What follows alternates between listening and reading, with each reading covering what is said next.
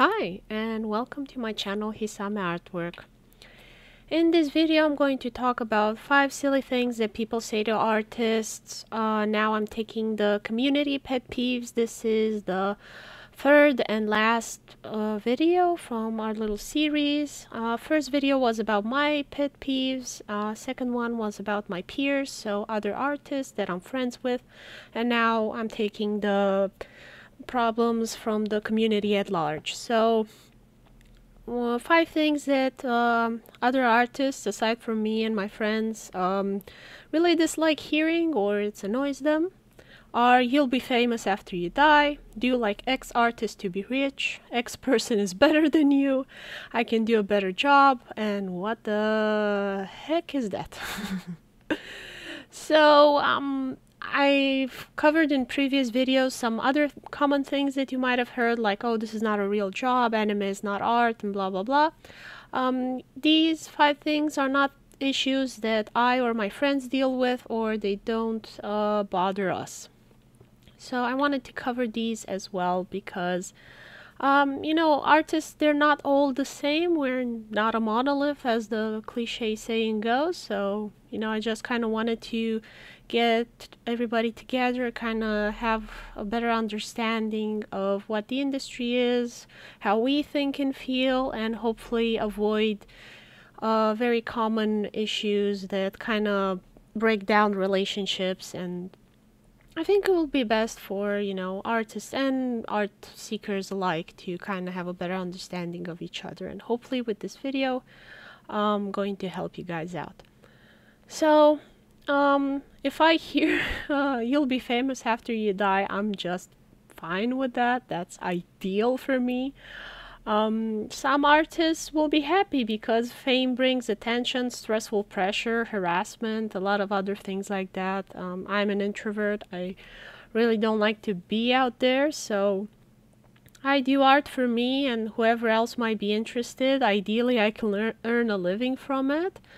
And if I get famous after I pass away, that's fine with me. That's ideal, to be honest. But not all artists think like me. And for example, a friend of mine, other artists like him will be crushed to hear this because they value validation of their work because of the culture they're in or other issues like that, or because they're extroverted and they wish to see it recognized and enjoyed by others while they're still alive, to see other people enjoying their work. Like for me, it's I don't have to see you being happy about my art. Like if you're happy, and I'm happy for you. For example, a lot of my favorite artists have passed away shortly after I was born or decades before, and that's fine. And other people will be born after I die, so I want them to be able to continue to enjoy. I don't need it to be a direct connection between us. And what, for example, a friend of mine, Scuba, said, if people don't see it, why are we even doing it? We don't do it for the money. And I strongly disagree with him on this topic. I don't have an issue if people don't see my art. It's fine for me. For a long time, I've only worked for other people to do art for them and getting paid for it. I like having money because I like being alive and healthy. And it's only recently that I started making my own projects and art. And I'll get into that maybe in another video if you guys are curious about it, but that's how it is for me as a very introverted artist. Those are my thoughts and feelings on it, but I know that a lot of other artists don't feel that way, and they want it to be a very open and collective shared experience. So another thing that people often say to artists and annoy them is, do you like X artist and you'll be rich? And I find it hilarious whenever I hear it from a person that is neither a business person, neither a artist themselves. They're completely beside any of these things. And what I often try and say them a bit more tactfully than I say in the speech bubble is like, try and encourage them to explain what they're proposing out loud in the hopes that they realize what silly things they're saying, but often enough that doesn't happen. Like they keep saying it out loud, the same silly ideas, and like don't realize, oh wait, my idea isn't actually that great. So what often happens is like be like very proud of their vague proposal, and they think they're helping you and they're saving you, and all you have to do is do what they say, and they fixed all of your life problems. Or they are totally unabashed about the idea of infringing on somebody else's IP, and they don't think that anything could possibly go wrong with that idea. And I don't want to say that they're immoral or amoral. I think it mostly comes from a place of ignorance.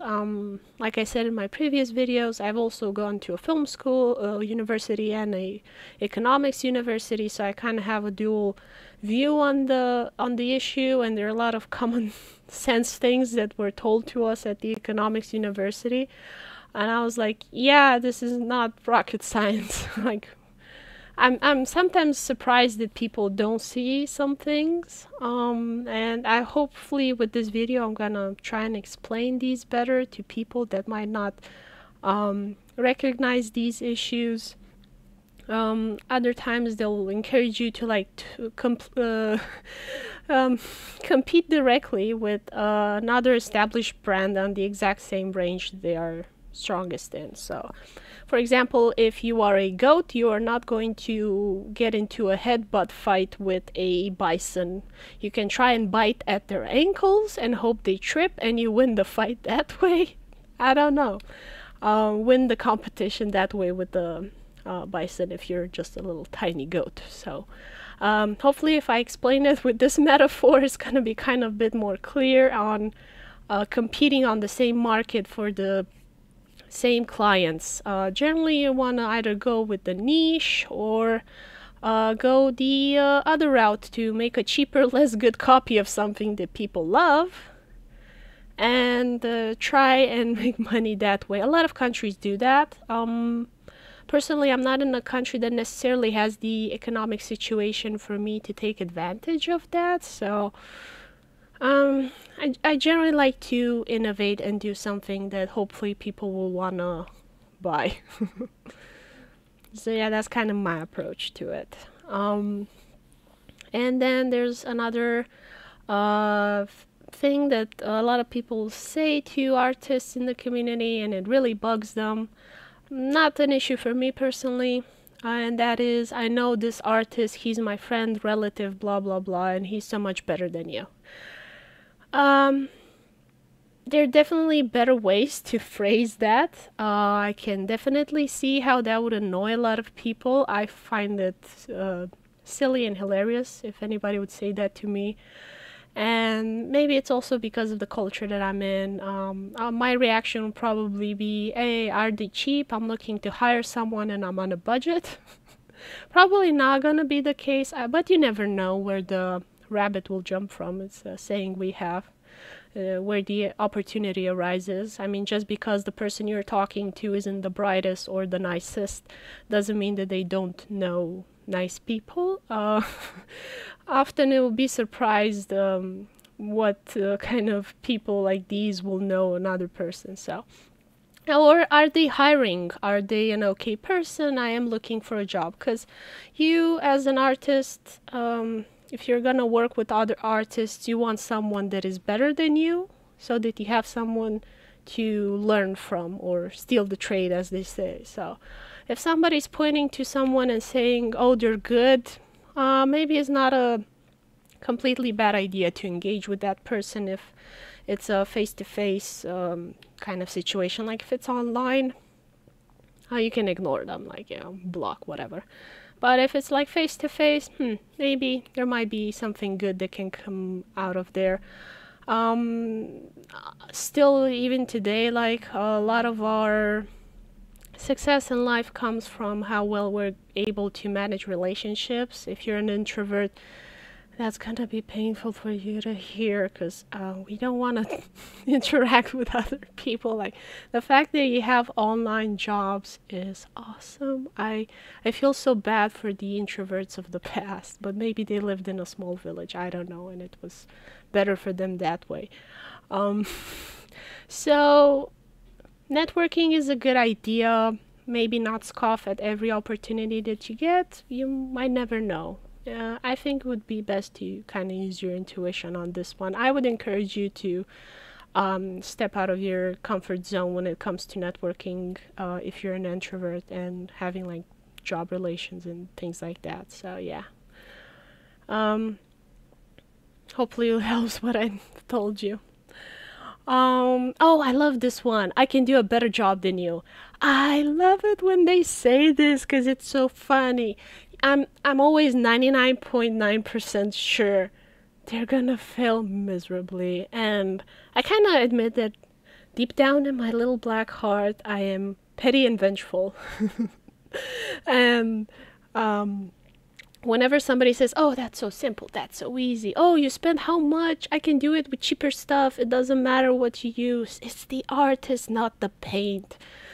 And I'm like, yeah, sure. I totally agree with you. You should go and buy all of these supplies and spend all of this money and fail. I definitely encourage you to go do that.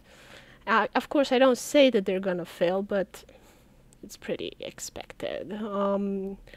If you're aiming really high as a beginner or someone with absolutely no experience, the chances of you not succeeding are pretty high. So it's always funny when I see this type of person behave like this. And for example, I'm showing you here a painting of mine.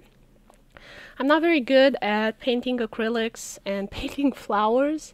I don't do that as a job, I do it as a hobby. And for an example, I'm telling you a little story now. Somebody saw these paintings in my husband's office and they were like, "Oh, I can do that. Why should I hire an artist? Blah, blah, blah, blah. I can do it. It's easy." And they weren't even able to paint the canvas black properly. I don't know how they managed to fail that, but that's what happened from what my husband told me from that other person that they saw and tried. So yeah, I always love it when people say that. I don't get upset, I don't get angry, I just get a bit enthusiastic about being vengeful. I have to admit, it's my sin. And the last one is, what is that? And as an artist myself that often has this question go through my head when I see another fellow artist do something that is postmodern cubism, contemporary artsy art. But I still want to help and support my fellow artists. Just because it's something that I don't appreciate doesn't mean that it's not worthy or it's trash or something like that. It just means it's somebody else's cup of tea, and I support the idea of artists supporting each other, understanding each other, reaching out to each other. I never understood artists that are competitive with other artists. How can you be competitive in something that cannot be measured? How do you measure quality in art? Like if it was a racing competition or a programming competition or anything else, I can understand you being competitive, but in art, how are you competitive? I don't know. But okay, so what I recommend if you have an artist that does weird stuff but is your friend or you want to help them out, better things to say rather than what are you doing is you can put a tag. This would be my favorite, and I always love it when people put hashtags in my comment section. Maybe there's like an art challenge or an event or something that is going on and I don't know about, and maybe it would benefit me to get involved because of exposure and marketing and blah blah blah and stuff like that. I would like the person to leave me a tag like, oh, this is so pretty. It could be in the anime 2x artist challenge hashtag thing. So, maybe that artist then will see my art that fits with his aesthetic, and then I'll get retweeted or shared or whatever that is. Like, if you don't know what to leave a comment in for me and you want to help me out, just add a tag. Like, maybe I forgot to put the tag anime or digital art or something else. You can put that hashtag digital art, and you can say, oh, this tag would fit you, and I'll be very happy for you doing the work that I forgot to do. That'll be like the best thing you can do for me. But maybe other artists don't like that. I don't know what everybody's preference is. This is mine. And like, these are like safer ones, I guess. You can say cool art or some other trendy word that I don't know because I don't talk much to other people. Or you can say, oh, it's interesting, if it's something really grotesque and offensive, but it's like still your friend and you want to be nice to them. Generally, if it's something like really weird that I don't understand what it is, I'll say it's interesting. Just because I want to help that person, because often maybe some artists, will support me and leave me comments and share my work, and I want to give back the same, and I'll try and find something that I can share that won't scare my audience. And or at least I'll leave comments for the algorithm saying like, oh, that's so interesting. It's a tricky subject. I'm not very good at giving advice for this, but if you don't know what to say at all, I'm hoping this is a good start for you. Maybe those of you that are better at social interactions can leave me down in the comments some more ideas on what people can say to support artists that do really weird art. Or you can say nice. This really infuriates some artists though. Like they get really angry. It's like, oh, I got another this is nice comment. I hate it when I get comments like these. They don't even try, and I'm like, I tried. This is all that I could come up with. Don't put me on the spot like that. I'm never gonna leave you another comment again. And personally, I think that every comment is good to kind of raise the algorithm and help with you reaching more people. So if you leave me a comment with just nice, I'm never gonna complain. I'm gonna say thank you. And I think that's the nice thing to say when somebody leaves you a nice comment. And of course, other safe comments that you can leave is just emojis with a thumbs up or other positive emojis. If you don't speak the language and you're still trying to help out, maybe it's, it's a country that, people have a bad time. You can't really read what they're saying, but you see something that is nice. It's, so it's a flower or whatever, and you can leave an emoji to kind of say, oh, nice job, you drew a pretty flower or something like that. And yeah, it can get pretty complicated when you get into this artsy modern art. For example, Dali is okay for me. I can appreciate his skill and imagination. He's a surrealist painter. But when I see stuff like Picasso or Andy Warhol, it just seems like low effort. And I've seen some of Picasso's earlier art, and he seems like a mediocre artist. So instead of getting good, seems to me like he just went the crazy route to try and get an attention. And definitely political topics are a great way to do that. I mean, all art can be political. I guess you can, if you really want to, Pollock's paint splash, you can say, oh, it's, the chaotic intersocial relationships of the human species and stuff like that. Like, you can make anything political if you want to, but obviously political stuff like what Picasso and Andy Warhol have done is like a surefire way to get attention, and you can debate and bring awareness to political topics. So I can see some value in it. just not my cup of tea. I'm gonna leave a thumbs up emoji for that one. I don't have any other ideas. Um, and then you have the art of Mark Rothko and Pollock. And initially, when I was younger, I didn't see any value in these. As I've grown older and I've seen a lot of YouTube DIY art stuff for your house, like you have Lone Fox and the Sorry Girls and things like that, and they'll do art like this.